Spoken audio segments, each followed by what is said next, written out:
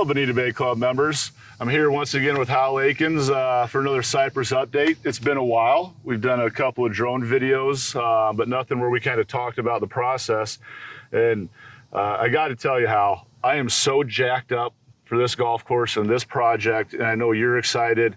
Just kind of tell us where we're at with the grow-in process. We were fully grassed kind of the first part of May, which is earlier than we've done any other golf courses because we knew that this golf course needed to be in before we hit rainy season. So tell the members kind of where we're at and your feelings on everything thus far. Well, I'm jacked up, of course. I mean, this has been phenomenal. I think when the members come out here, they're just going to be amazed at the transformation of this golf course. It's a unique golf course at this point. So the grow-in's going fine. Like you said, we grassed our last 6 holes around into May, which is really good because that's put us in a position to be able to handle the rainy season. We had one of the driest springs that I can remember, and then all of a sudden it started raining, and we got that tropical depression kind of hung over us, and we got like 6.5 inches, and there was a little damage due to that, but not significant.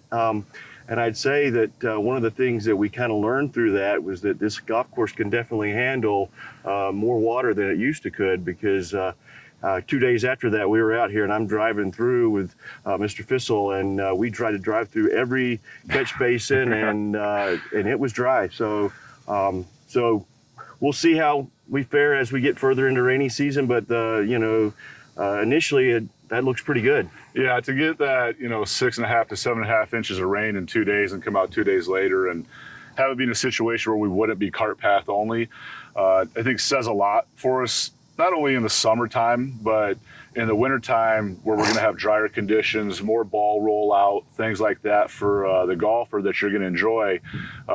Seeing that ball bouncing down the fairway, which is actually very odd in Southwest Florida anywhere. On any golf course. In the summertime it is. Yeah, for sure. So looking forward to that. Been kind of, let's talk about the green and the green complexes a little bit. So when we first got the sprigs in, I know you and I talked, I saw you over at the West after I been out here, and I mentioned something about how they seem to be kind of taking their sweet time to start moving. And then 2 weeks later came out and it went from nothing but brown to where you can see the green starting to creep everywhere and stuff like that. So how happy are you with what the greens are doing so far? Here we are as we're getting towards, obviously the summer solstice is today, longest day of the year. So we're the end of the third week of June. We've made significant progress over the last 2 weeks. A few weeks ago, I'm sitting there and they just kind of didn't seem to be doing a lot. And I think that's the nature of this greens mix that we're using, this profile sand mix. We're accustomed to using a sand and a peat mix. That's what we built the other 2 courses out of. And certainly those greens took off a lot quicker than these did. So that's a little bit of what we're seeing with that profile. On the flip side, we think that these greens are going to run a lot leaner. When we finally get them grown in, they'll run leaner, and they should be faster and firmer, over a longer period of time. So I think that's the positive. So we have to kind of get through the initial grow in to really get to, to where they're beneficial, Yeah, so the long term is going to be better while we waited for them to kind of start popping. Now that nervousness is over, as you can probably see behind us, and we'll see from the drone, you can really see the green complexes. Obviously, we talk about the low-mow areas and the surrounds having the champion grass in there. And we actually have more champion grass in the surrounds than on the actual green complexes. Yep. I think we got like 3 acres of greens and like 4 acres of surround area.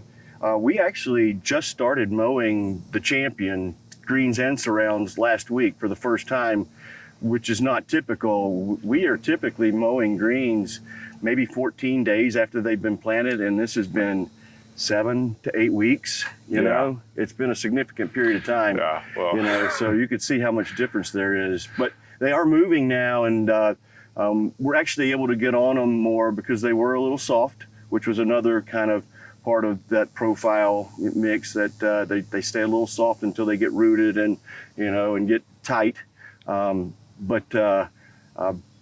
But so we weren't able to get on them and just do all the things that we're accustomed to being able to doing early on in these grow-ins. But now we are. So it's hard to be patient when you got such an awesome product right in your lap. And that's what we had. That's what we had to do, is we had to kind of sit back and say, hey, let's wait till they're ready, because we're really used to pushing them and being able to do that. And these greens have a lot of a lot of transitions from green down to the surround. So you've got to be careful when you're working on those ridges and bumps and stuff that you don't damage them.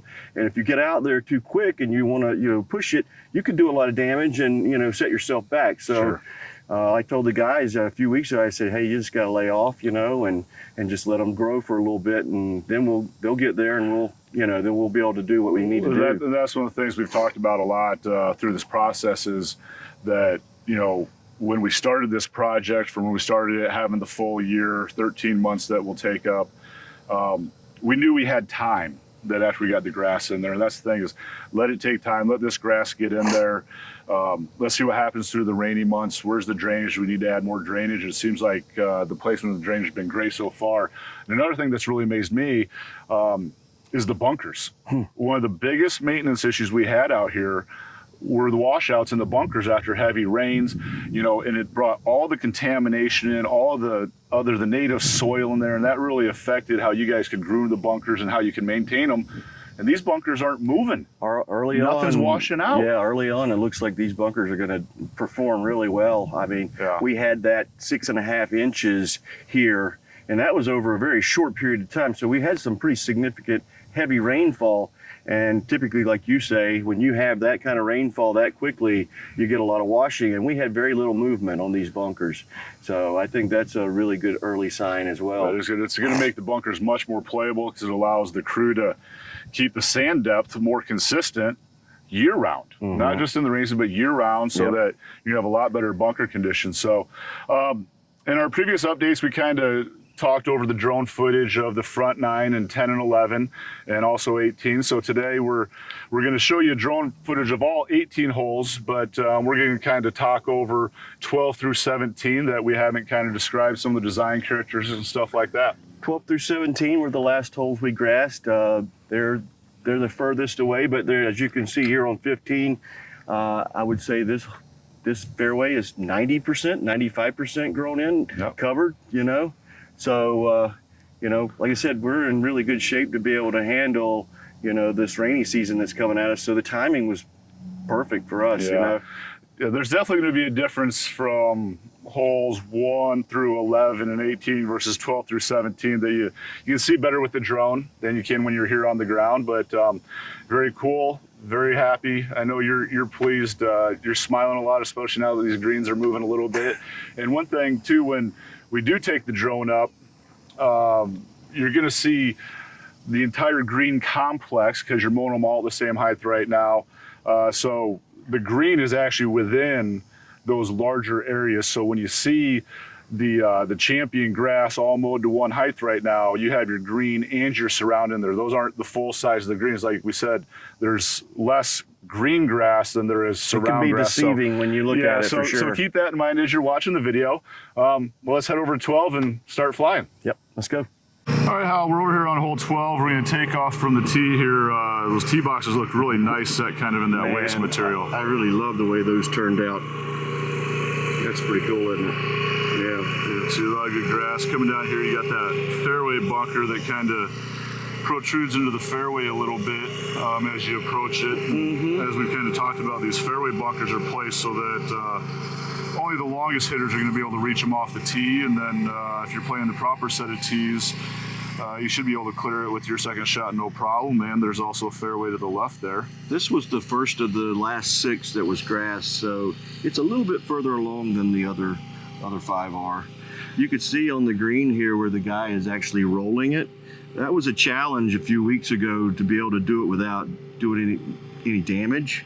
Now we're able to roll them every day very easily, and we're not causing too much trouble here. So that's progress for us, Yeah, and so as we kind of come in here a little bit closer, kind of see where that big ridge is on the left that's going to take the ball down to the collection area.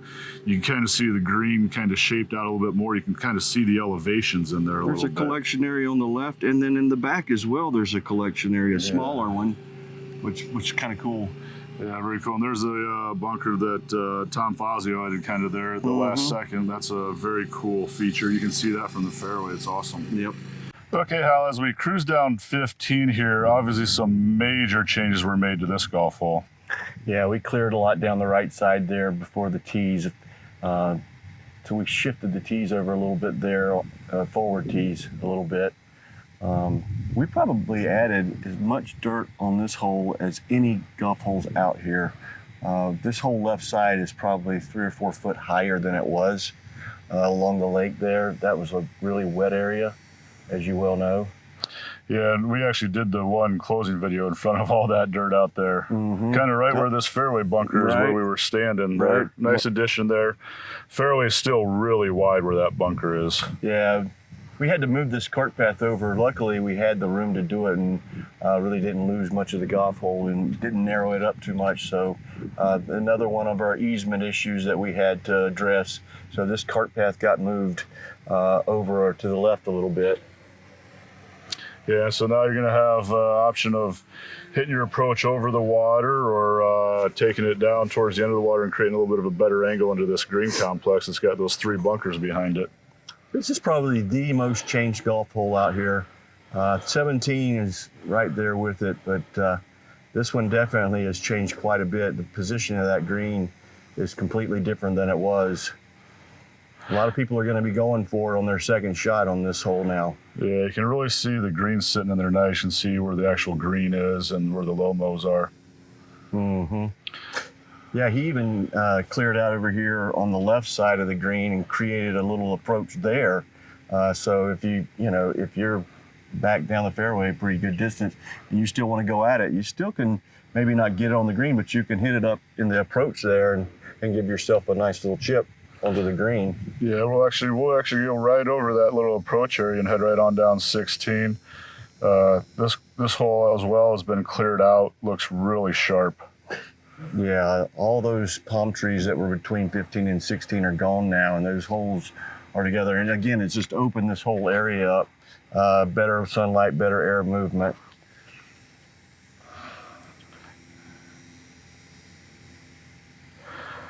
Yeah, so as we approach this green, I'm kind of telling what's changed about this green complex from what we used to have. Well, we've got the waste that's behind there now. And you've got a waste area that's in front of the green complex along the preserve area. That's the main differences. Yeah, that bunker is going to be a lot better shape than that old bunker was, but you can see the green in there, and it looks similar to the old green in the shape, and you can see that ring of waste area behind the green there. All right, well, let's go over to 17 to finish up the droning that we're going to talk over, and then after that, we'll send the members on their own for holes 18 through 11. All right, Hal, here on 17, we're going to wrap this up with our voiceovers on the drone, but I'm going to bring this in a little bit lower from the 3-4 tees and going by the 1 and the 2 tees instead of going really high over everything as we approach the kind of the waste area there that they're working on, and fairway's really growing in nice to the right side. This fairway's coming along really well. This green has come along really well. It was one of the last 6, and like 13, it's really done well. It's caught up with the original greens. This hole changed significantly, as you can see. We cleared all that down the left side. We basically flipped the golf hole, took the tees from the right side of the golf hole and flipped them to the left side. Now you're playing down, now you're going to play down the left side here. And that waste area, it definitely comes into play. So you're either going to have to play out to the right, or for the big guys, they're going to have to try to clear at the end of it. So that's going to make this an interesting golf hole. Yeah, so that green kind of sits in there nice. It looks a little benign kind of sitting in there, but let me kind of go up a little bit and angle us back down at the back side of that.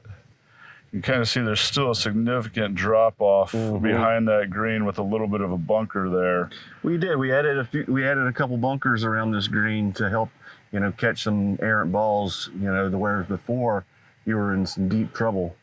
You know? Yeah, so that's still a real shallow green. Even from the drone here, we're at about 35 feet in the air.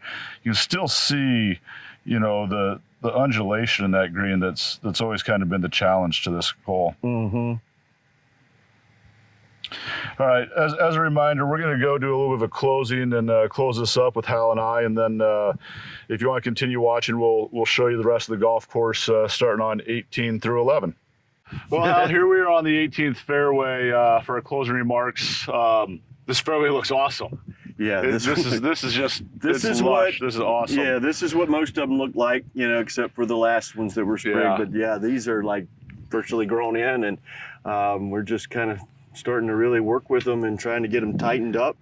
We're trying to actually burn in some lines where we have that checkerboard pattern. Mm-hmm. I think we'll see a little bit of that on the front nine when we put the drone back up in the air. It'll be interesting to see how well that shows now. It's not showing too well right now standing at this angle, but that's our goal. We have the time, so we're going to really... So it's always interesting when you see things from the ground and then from the drone. I was talking to TJ earlier this morning down in maintenance, and he was talking about their mowing patterns and how they're working it and everything they're trying to do, and it's pretty cool. It's a process, and that's the nice thing about having this grass out here. Let it fully mature, get developed before we get until October and start playing out here. And obviously the greens need some time. The crew needs a lot of time to figure out on a daily basis how long does it take to mow this place out. Yeah, this is a different kind of animal. It's going to be a lot of training. We're going to have to do some trial runs and stuff like that, and see how well and what it's going to take to prepare the golf course ahead of play. And then once again, even just coming out here in the middle of this 18th fairway towards the end of June, this hole always seemed like it was cart path only from June 1st until the middle of October, and it's really dry. So really impressive so far. Like I said, we haven't gotten into the monster heavy rainy season, but we're looking forward to how it'll hold up. And obviously this grass here is not going to move anywhere. There's no question that it's going to be much better than what we had before. For sure. We'll see when we get to August, September, what that means, but I feel really confident that it's going to be a lot drier golf course than it was. So. All right, well, great. As we said, we're both really excited. We're excited for the members and your guests to see this golf course come this fall. But Hal, as always, thanks for your time. I know you got a lot going. We got our regular summer maintenance practices going on over at the main facility that we'll catch you up on here in the next week or two. As far as what projects are going over there, some neat stuff going on along with just the regular aerification schedule. Right, we've got that 13 Bay Island green project going right now, and that's going well. I think people are going to be happy with that. So we'll hit on that after that grass gets on there and kind of settles in a little bit and show some of the new contours and things like that when you can see it a little bit better and give an update there. So anyway, I'm going to take off. I'm going to go drone the rest of the golf course. But as always, to our members, if you have any questions, feel free to contact Hal or myself at any time. Thanks, EJ. Take care.